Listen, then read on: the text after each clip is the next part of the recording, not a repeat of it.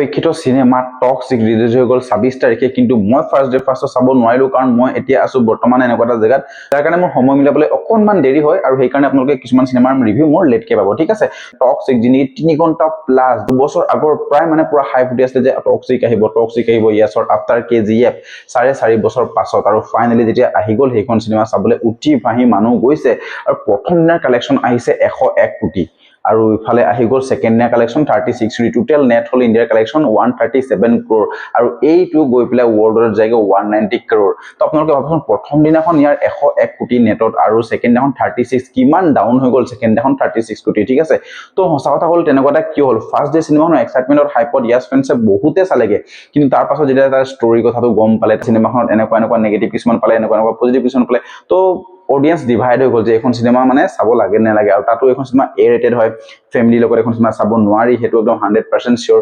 তো সঁচা কথা ক'বলৈ গ'লে এখন সিনেমা আচলতে হয় কেনেকুৱা, মই যদি এখন সিনেমাক এটা শব্দত ৰিভিউ দিওঁ তো এইখন সিনেমাই মোক মানে মাথাটো একদম বেয়া কৰি দিলে, মানে কনফিউজন। সিনেমাৰ ট্ৰেইলাৰত যিখিনি আছিলে সেইখনেই সিনেমা। ঠিক আছে, ইয়াতে দেখুৱাই ইয়াছ এজ ৰায় আহি বেয়া সময়ত বেয়া জেগাত জন্মগ্ৰহণ কৰে আৰু তাৰ পাছৰ পৰা তাৰ যিটো মানে এনভাইৰনমেন্ট পাব লাগে, সি গ্ৰ' আপ কৰিবৰ কাৰণে বহুত বস্তু চেঞ্জ হৈ যায়, একদম ক্ৰিমিনেল জেগাত সি জন্ম লাভ কৰে আৰু সি বহুত এটা ডাঙৰ গেংষ্টাৰ হৈ যায়। আৰু ইয়াত যিটো গেংষ্টাৰৰ ইয়াত মানে অৰা দেখাইছে সেই বস্তুটো বহুতৰে পৃথক পৃথক, আপোনালোকে বহুত কনফিউজ হৈ থাকিব যে কোনে কাক মাৰিছে, কিয় মাৰিছে, এইখিনি বস্তুত মানে এক্সিকিউশনটো ইমান ভাল নহয়, যাৰ কাৰণে সেই ষ্টৰীটোৰ কনভিকশ্যন একো নাথাকে। ঠিক আছে, তো ইয়াছৰ প্ৰথম হাফটোতো ইয়াছৰ কমপ্লিটলি অৰাই দেখায়, সি মানে ইয়াছ এনেকুৱা ইয়াছ তেনেকুৱা, তাৰ মানে বহুত সি বাহুবলী, একদম কাকো মানে কোনো মানে তাৰ পৰা বাচি যাব নোৱাৰে, সি একদম পুৰা ছাতিৰ টাইপ চতুৰ কেটেগৰীৰ হয়, তেনেকুৱা ধৰণৰ তাক বহুত বেছি একদম হাই লেভেলৰ দেখুৱায়। আৰু সঁচা কথা ক'বলৈ গ'লে ইয়াছক তাত প্ৰেজেন্টটো তেনেকে কৰিছে। ইয়াতে নয়নতাৰা আৰু ইয়াছৰ জড়িত ভাল লাগে, যি নেকি বায়েকৰ কাৰণে সি সকলোবোৰ বস্তু কৰিবলৈ ৰাজি থাকে, য'ত নেকি আমি দেখিছিলো KGF-ত সি মাকৰ কাৰণে যিবোৰ কৰে। আৰু ইয়াতে মানে হুমা কুৰেশ্বি মানে ইমান প্ৰয়োজন নাছিলে দেখোন, তাৰ কেৰেক্টাৰটো ইমান বেছি ভাল নালাগিলে, আৰু ৰুক্মিণী বসন্তকো এনেই টপকি যোৱা নিচিনাই হ'ল। মানে লাষ্টত মানে সি য'ত মানে সেই তেনেকুৱা এটা কাণ্ড হৈ যোৱাৰ পাছত মই আৰু কেইদিনমান থাকিব পাৰো নেকি ইয়াছৰ পাৰ্মিশ্যন বিচাৰি, মানে কি মানে দেখুৱাবলৈ গৈ আছে, আচৰিত। মানে সেইখিনি বস্তু ইমান এটা খাছ নালাগে, তাৰা চুতাৰীয়া কামটো ভাল লাগিলে, কিয়াৰা এডৱাণীৰ কেমিষ্ট্ৰিটো ভাল লাগিলে, সি মানে চিনেমাখনৰ ইয়াছৰ বাহিৰে বেলেগক আপোনালোকে ইমান ভাল পাব, গোটেই চিনেমাখন ইয়াছে কান্ধত লৈ যায়। চিনেমাখনৰ একদম প্ৰধান আৰু ষ্ট্ৰং মেৰুদণ্ডই হৈছে চিনেমাৰ ষ্টৰীটো যদি বহুত বেছি খাছ নহয় বা একদম এংগেজিং বা আপোনাক আকৰ্ষণ কৰিব নোৱাৰে, তেতিয়া সেই চিনেমাখন বহুত বেছি ভাল লগা নহয়। আৰু একেটা প্ৰব্লেমে হ'লে টক্সিক চিনেমাখনৰ লগত, টক্সিক চিনেমাখনৰ কাহিনীটো বহুত বেছি ভাল হোৱা হ'লে ইয়াত যিখিনি বস্তু মানে দেখুৱাইছে গীতু মোহন দাসে, বহুত বেছি এটা হাই লেভেলৰ চিনেমা হ'লহেঁতেন, কিন্তু যিহেতু ষ্টৰীৰ কনভিকশ্যন নথকাৰ কাৰণে বহুত বেছি সমস্যা আহি পৰিলে। একশ্যন ৱাইজ আপোনালোকে চাব পাৰে, কিছুমান বস্তু ভাল দেখিছে, কিন্তু ইয়াতো আপোনালোকে KGF-ৰ ভাইবছে দেখিবলৈ পাব। তো মোৰ মতেতো এইখন চিনেমা মই ইমানেই ভাল পালো যে মই আৰু নেক্সট টাইম এখন চিনেমা চাব নোৱাৰিম, মানে কাৰণ মই লাষ্টত বিশ্বাস কৰক মোক অকণ টোপনি আহি গৈছে, মানে লাষ্টত ক্লাইমেক্সৰ পাৰ্টটো অকণ ভাল হৈছে, ইয়াছ ভাৰ্চেছ ইয়াছ যি ৰায়া দেখায় আৰু যিটা টুইষ্ট আৰু ছাছপেন্স ৰাখিছে সেই বস্তুটো ভাল লাগিছে।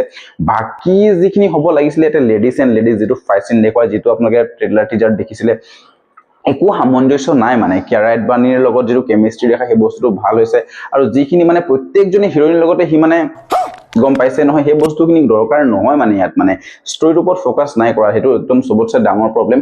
গীতু মোহন দাসে ইয়াছক পাইছে এজ এ ব্ৰহ্মাস্ত্ৰ, একদম নিউক্লিয়াৰ বম, কিন্তু গোটেইখিনি যদি একেখন চিনেমাতে ভৰাই দিব বিচাৰে তেতিয়াহ'লে চিনেমাখন খিচিৰি হৈ যায়। তো আপোনালোকে যদি টক্সিক চিনেমাখন নাই চোৱা, চাব পাৰে, চিনেমা ঘৰত লাগি আছে। আৰু মই ভাবো এইখন চিনেমা আপোনালোকে with the friends job enjoy কৰিব, ডিছকাছ কৰি চাব পাৰিব, য'ত নেকি আপোনালোকে বহুত বস্তু কনফিউজৰ পৰা মানে দূৰ হ'ব পাৰিব। আৰু এটা চবতছে ডাঙৰ প্ৰব্লেম মানে কি গম পায়নে, ইয়াছৰ যিটো ভইচ মানে একদম শ্ল' টাইপকে ইয়াতে দেখুৱাই, যিটো ডায়লগ ডেলিভাৰী হয়, এই বস্তুটো বহুত বেছি ভালেই লগা নাই। মানে ইয়াছক মানে তেনেকুৱা ধৰণৰ প্ৰেজেন্ট কৰাটো মানে একদম ডাঙৰ মানে মূৰ্খামি হৈছে। বডি লেংগুৱেজটো ভাল লাগিছে, কিন্তু ডায়লগ যেতিয়া সি কৈ তেতিয়া মানে চিনেমাখনত মানে সেই টিউনটো ছাপৰ্ট নকৰে। তাৰ ক্ষেত্ৰত সি যেনেকৈ ৱাকিং কৰিব, ডেঞ্জাৰ চিটুৱেশ্যনবোৰত ডায়লগছটো দিব, তেতিয়া মানে সেইখিনি বস্তু শ্বুট কৰা নাই। তো আল্টিমেটলি টক্সিক চালো, কিন্তু মই ইমান এটা বেছি ভাল নাপালো এইখন চিনেমা। মই দুবাৰ এখন চিনেমা চাবলৈ মোৰ ইচ্ছা নাই। একশ্যনখিনি অকণ ভাল পালো, ভিজুৱেলি বহুত বেছি গ্ৰেণ্ড দেখুৱাইছে চিনেমাখনত। ঠিক আছে, ইণ্টাৰনেশ্যনেলি বহুত বেছি হলিউড লেভেলত দেখুৱাবলৈ গৈ আছে। তো আপোনালোকে যদি এখন চিনেমা নাই চোৱা, চাব পাৰে, ওচৰৰে ছবিঘৰত লাগি আছে। আৰু ৰিভিউটো ভাল পালে লাইক, কমেণ্ট, শ্বেয়াৰ আৰু ছাবস্ক্ৰাইব কৰিবলৈ একেবাৰে নাপাহৰিব। যদি ফেচবুকৰ পৰা চাইছে ফ'ল' কৰি দিব। তো লগ পাইছো নেক্সট ভিডিঅ'ত, আজিলে বাই বাই।